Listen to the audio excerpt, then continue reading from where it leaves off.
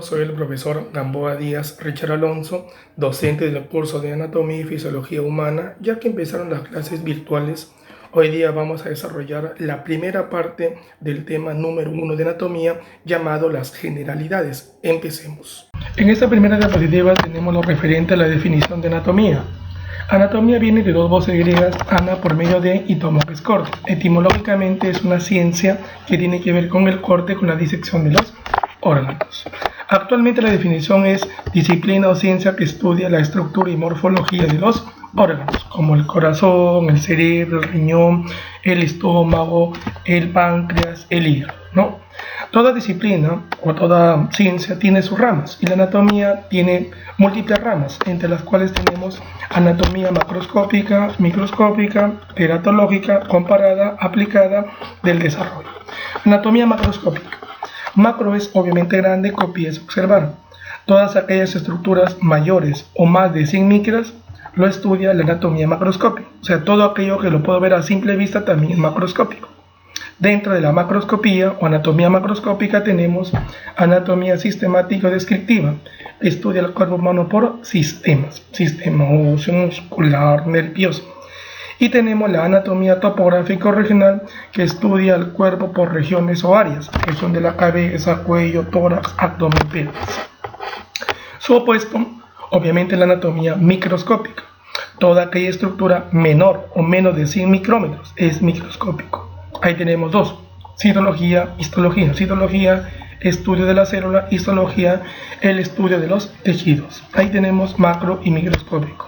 Luego tenemos anatomía teratológica. Estudia las malformaciones congénitas, ¿no? Ejemplo de malformación congénita: labio leporino, los siameses, el cíclope, amelia, o sea, sin extremidades; anencefalia, sin cráneo, sin cerebro. ¿Entendido? Ahora, anatomía comparada. Esta anatomía se basa en la presencia o en el estudio de órganos homólogos, análogos y vestigiales. Mayormente tiene que ver con la anatomía de la evolución, la anatomía comparada.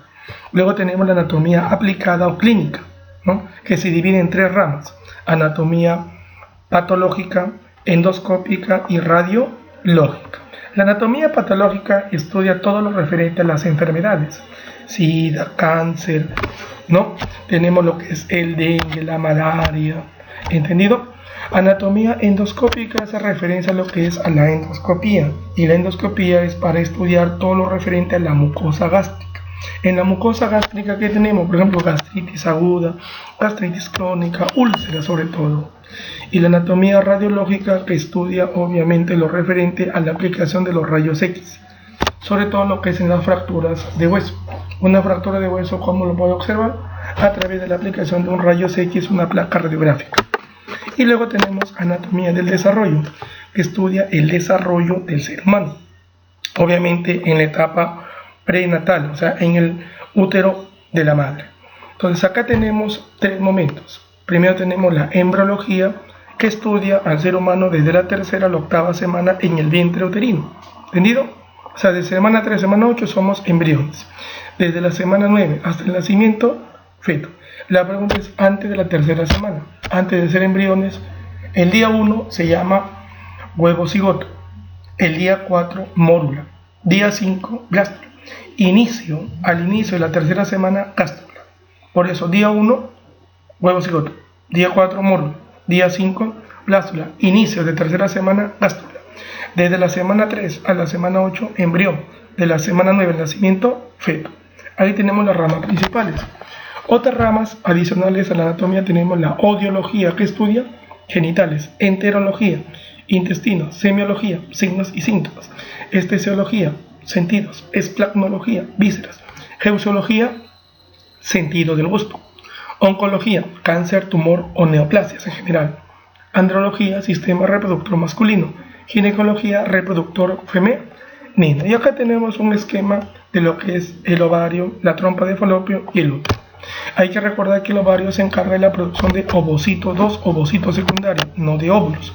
Ese ovocito 2 secundario es captado por la trompa de falopio y se va a una zona de la trompa llamada la ampolla de la trompa de falopio. En la ampolla de la trompa de falopio llega el espermatozoide y ahí ocurre la fecundación en la ampolla. En esta ampolla de la trompa de falopio, donde ocurre la fecundación, se unen el ovocito 2 y el espermatozoide, y producto de ello se origina el famoso huevo cigoto. El huevo cigoto sigue su curso y más o menos en el día 4 se va a transformar en mórula. La mórula avanza y cuando llega obviamente al útero en el 5.º día prácticamente hablamos ya de blástula. La blástula luego se implanta, ¿no? Implantación o nidación, con el nombre ya de blastocisto. ¿Dónde se implanta? ¿Dónde se anida? ¿Dónde ocurre la implantación o nidación? En el endometrio uterino. La pregunta es, ¿cuándo ocurre eso?